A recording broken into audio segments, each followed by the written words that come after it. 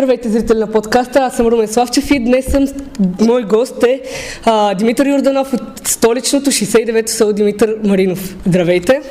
Здравейте, да. Той ще ни разкаже малко повече за Васил Левски. Първо, че на 19-ти се чества Ден на Васил Левски. Защо се чества този ден? Този ден е свързан с смъртта на апостола на свободата Васил Иванов Кунчев, нека да му кажем все пак трите имена. И то е свързано с обесването на апостола. Навършват се 151 години от обесването на Васил Левски. Това е една паметна дата, която трябва да знаят всички българи, които претендират, че разбират от история, пък и не само. Изобщо всеки българин, всеки себе уважаващ себе си българин трябва да знае за тази дата. Какви традиции се спазват на тази дата? Обикновено тук в София, пък и не само в София, където има паметник на Левски, хората отиват, отдават почит, покланят се, знаете паметника на Левски, предполагам, в София, на центъра отиват, като тук на тази дата е важно не само президенти, политици, трябва да отидат и да отдадат почит към апостола на свободата. Ще ни разкажете ли малко повече за Васил Левски? Разбира се, Васил Левски е една много колоритна, много изключителна, една много интересна личност, бих казал аз. Роден е през 1837 година, роден е в град Карлово. В последно време така има доста противоречия, дали е роден 37 година, появиха се някои нови хипотези, но ние се придържаме към това, че той е роден 1837 година в Карлово, в така сравнително бедно семейство е роден. Разбира се, така че още от много ранна възраст остава без баща, така че още на много ранна възраст вече той трябва да поеме много важни ангажименти към семейството, да се грижи. За той отделно има още няколко братя, има и сестра също така. Част от изобщо семейството трябва по някакъв начин да се препитава. И той още от много ранна възраст наистина се нагърбва с тази тежка отговорност, замонашва се, грижите за Васил Левски поема неговият Вуйчо. Вуйчо му поема грижите, Вуйчо му иска да го прави монах, да го прави по-точно дякон. И през 1859 година Левски официално приема името дякона.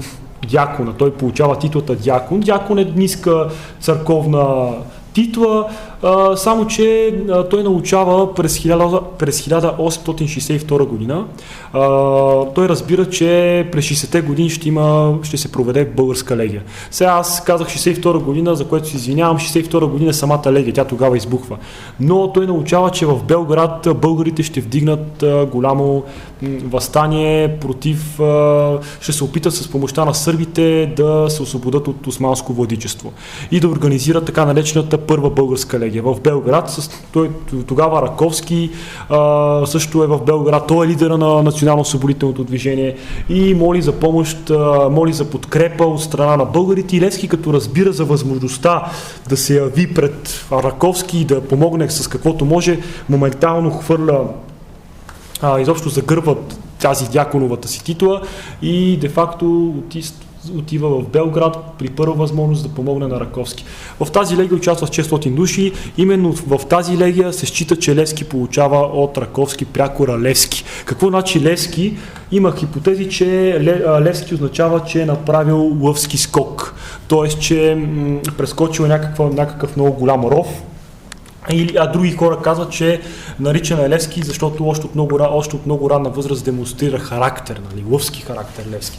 Малко по-късно той, след като българската легия се проваля през 60-те години, по-късно е организирана втора българска легия, той отново се включва през 67 година по време на втората българска легия. Там е и знаменосец. Именно по време на тази втора българска легия неговото име започва да се все повече и повече да се популяризира и така той да добива все по-голяма и по-голяма популярност сред населението. Левски е много, изключителна личност, защо той си дава сметката, че не може да се постигне свободата отвън. Всичко трябва да стане отвътре навън, така да се каже. Ние трябва да предизвикаме нещата отвътре, да се дигнем голямо. Левски е за голямо масово въстание в държавата. Той смята, че ние можем да постигнем свободата си, стига целият български народ да се вдигне. Добре. Той прави 3 обиколки, само това да кажа последно, извинявам се за което. Той прави 3 големи обиколки из държавата. Левски, ако трябва да сме честни, е символ на българския боен дух, на символа на свободата и на, на непорочността и на на истинския българин. Той е символ на българина Левски. Левски до последно е вярвал, че българите могат да постигнат свободата си сами. Накрая, за съжаление, е предаден именно от българи и през 1973 година е обесен на 19 февруари. Някога в миналото се е чествало на 18 февруари, но сега се чества предимно на 19 февруари 1873 година. За съжаление, заловен е, като е обесен. Защо обесване? По това време в Османската империя обесването е символ на предателите. Предателите са ги обесили. Това, което мога да кажа за апостола. Добре, да кажем, защо точно на 19 се чества? Какво е направил той? Именно на 19 февруари тогава е датата, при която е обявена, при която Левски трябва да бъде обесен. Истина, тя е обявена още през 1972 година по време на съдебния процес, който извършва спрямо Левски. Още тогава става ясно, че на 19 февруари Левски ще бъде обесен именно на тази дата. Не помага на апостола. Все пак Левски е трябвало да бъде, така да се каже, преведен до София. Защо българите не се опитват да помогнат на апостола? Има хипотези, че той е бил пазен от 300 човека, т.е. това е една солидна армия по това време, солидна войска. Има хипотези, че е бил пазен от малко хора.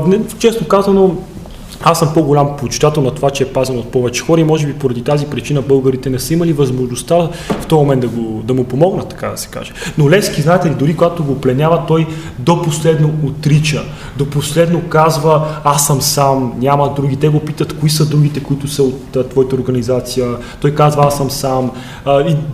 Със сигурност е претърпял унижение, със сигурност е бил убит, но въпреки това той до последно казва, че е сам.